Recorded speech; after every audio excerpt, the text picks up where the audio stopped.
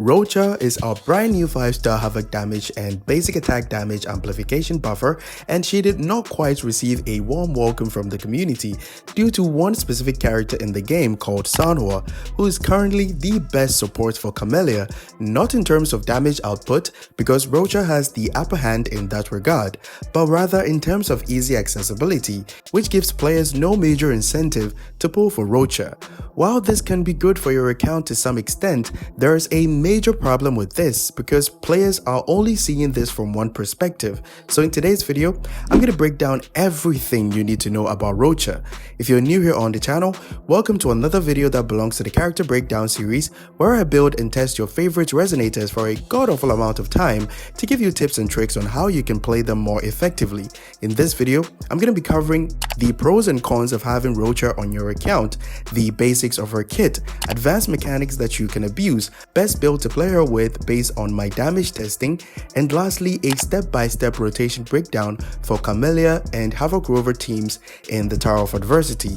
As always, if this video proves helpful or enjoyable in any way, be sure to leave a like, subscribe, and turn on the bell icon because it helps me out tremendously. Before we proceed any further, here is a quick rotation showcase for Camellya and Havoc Rover teams to give you a glimpse of what Roccia is actually capable of.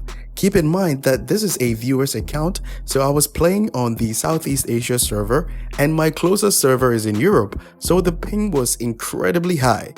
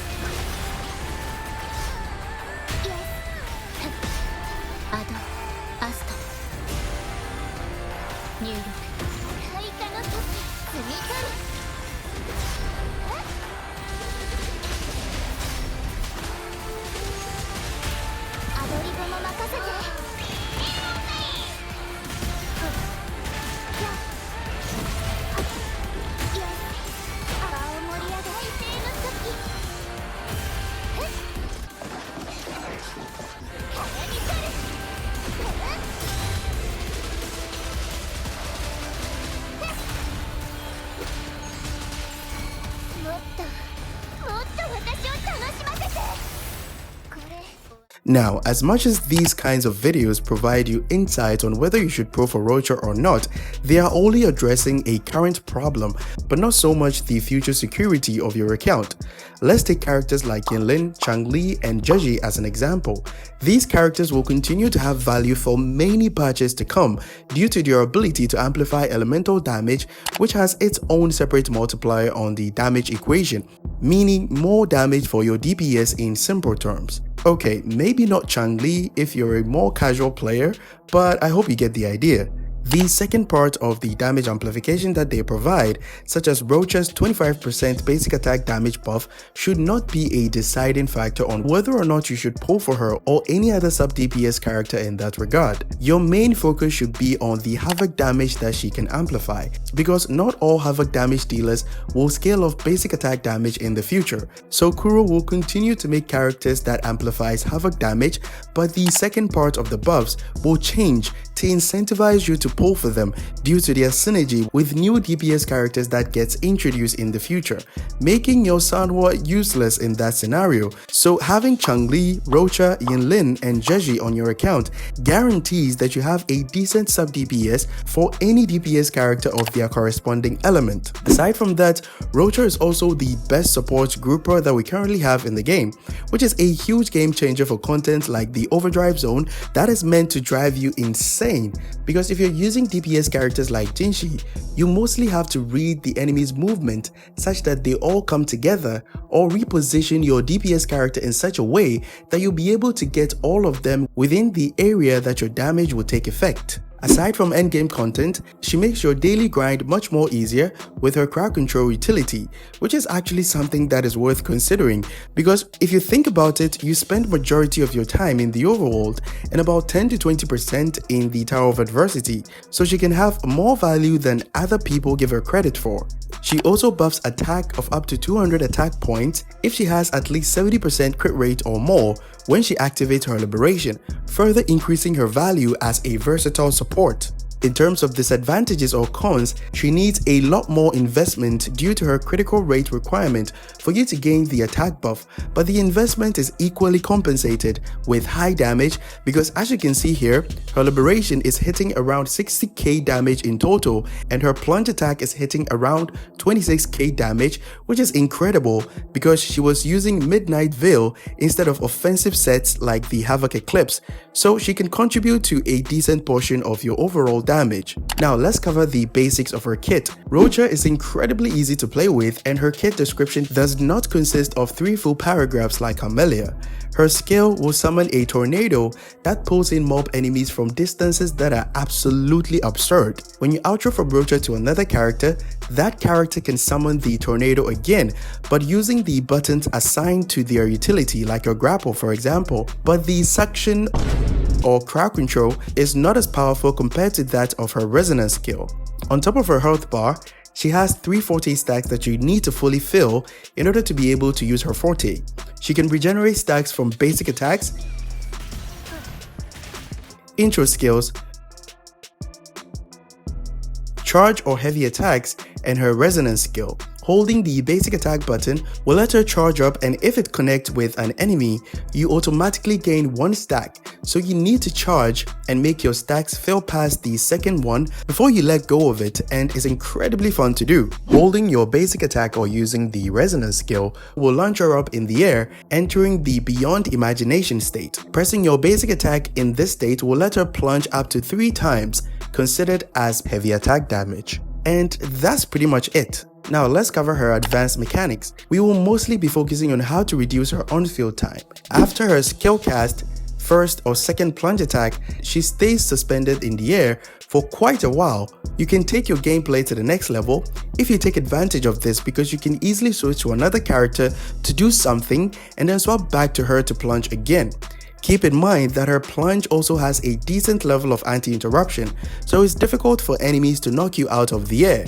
Another thing you should also keep in mind is that you can easily swap out of her skill cast, which will continue to do damage on the field while you attack with another character. Alternatively, you can dash cancel out of the tornado skill cast so that you can plunge faster to reduce her on-field time. For her weapons, if you don't have access to the Tragic Comedy, which is her signature weapon, go with the Verity's Handle because of the crit rate statistic. Aside from that, the Abyss Surges will be the best option.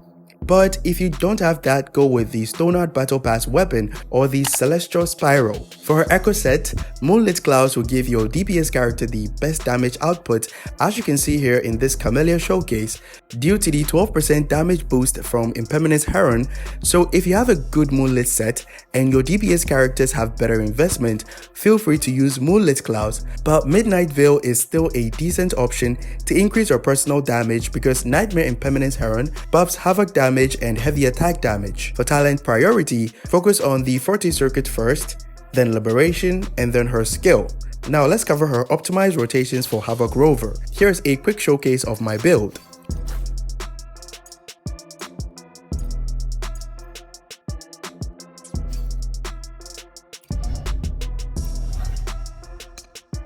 Here's a simple graphical representation of what you need to do in a Havoc Rover team.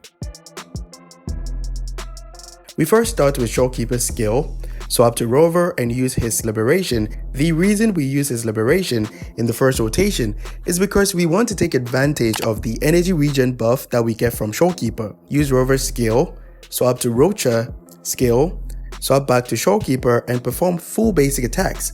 Swap back to Roccia, plunge, back to Shopkeeper, and use her Liberation once you have about 75% of her concerto energy.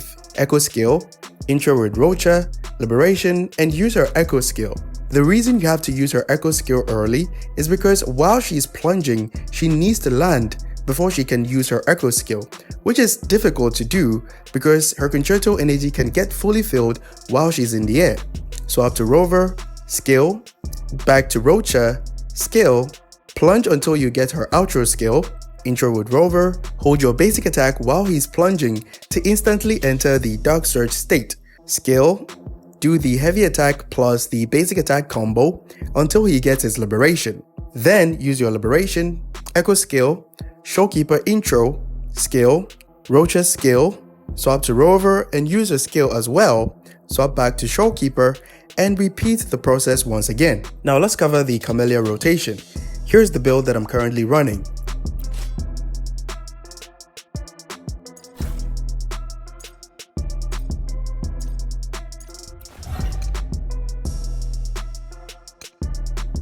Here's a simple graphical representation of what you need to do. We begin with Showkeeper's skill, fill full forte bar, heavy attack, and wait for Inferno Rider to come down from there. Swap to Camellya and use our liberation as we did in the Havoc Rover rotation, but this time Camellya regenerates a lot of energy when she consumes her Crimson Pistols. Use her Echo skill, swap to Roccia, skill, but cancel the animation by swapping to Showkeeper. Do basic attacks, swap back to Roccia, plunge as we did before, swap back to Showkeeper, heavy attack, and use our liberation if you have at least 75% of her concerto energy. Use her echo skill and intro with Camellya. Use her skill, hold basic attacks and consume the stacks.